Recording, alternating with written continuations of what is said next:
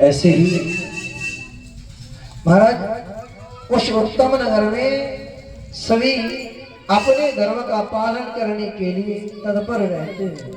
सब वहां पर सभ्य लोग रहते हैं। वहीं पर एक पंडित जी महाराज रहे जिनको नाम होवे आत्मदेव। क्या नाम? आत्मदेव। अच्छा, आत्मदेव का अर्थ क्या है? आत्मानाम पराबोधनाम यत ज्ञानानाम बरहे, अर्थात जिसने अपने जीवन में आत्मा को परमात्मा के ज्ञान से मिला लिया हो या जान लिया हो या प्रभु प्राप्त कर लिए हैं, वही तो आत्मदेव है। जो अपने आत्मा को बोधन करके, जैसे महाराज छाछ कैसे बनावे? दही को बिलोवे, पहले से चलावे, वाके बाद क्या बनावे? छाछ। तो महाराज ऐसे ही अपनी आत्माओं को बिलो बिलो कर परमात्मा तक पहुंचा दिया हो, वही तो आत्मदेव है और कोई नहीं है। आत्मदेव के अंदर सब अच्छाई है, सारी अच्छाई है, पर एक छोटी सी बुराई है। क्या? थोड़ा लोभ है। क्या है? थोड़ा लोभ है। महाराज लोभ, हालांकि सारे पाप का बाप तो केवल एक ही है। क्या? लोभ। यदि लोभ हो गया मन में तो आप कोई भी पाप करोगे, फिर किसी भी पाप से वंचित नहीं रह सकते हो, क्योंकि लोभ है ही ऐसा।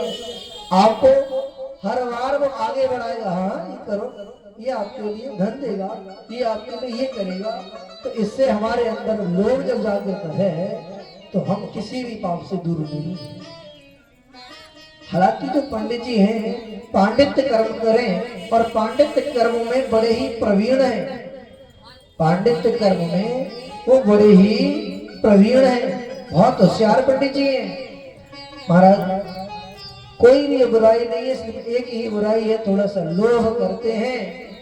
महाराज उनका विवाह हुआ, उनकी पत्नी है जिनका नाम है धुंधली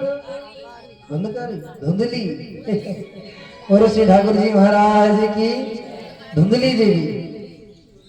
धुंधकारी के पुत्र का नाम है। पता पुत्र को पत्नी के रूप में कैसे बना सकते हो? महाराज धुंधली देवी नाम है।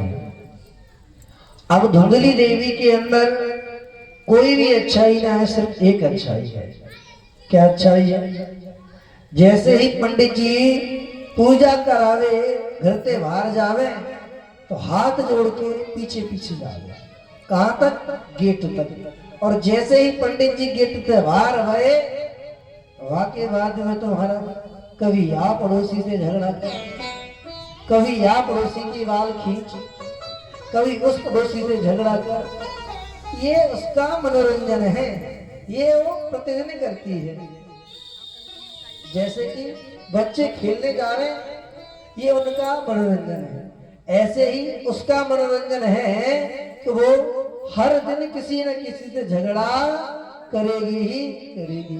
जब तक वो झगड़ा ना करे तब तक तो उसकी रोटी ना पचे। महाराज ये उसका सिद्धांत है, उसकी रोटी ना पचती है जब तक वो झगड़ा नहीं कर लेती है। महाराज और जब पंडित जी के आवे को समय हो गए तो जल को लोटा लेके हाथ में और हाथ जोड़ के द्वार पर खड़ी रहती है, मानो सती अनुसुईया के बाद में अगली बारी इन्हीं की है। इसे कहते हैं महाराज केवल दिखावा। क्या कहते हैं? केवल दिखावा। मानो पंडित जी की दृष्टि में उनकी पत्नी से सभ्य पत्नी कोई हो सकती है और उन्हें इस बात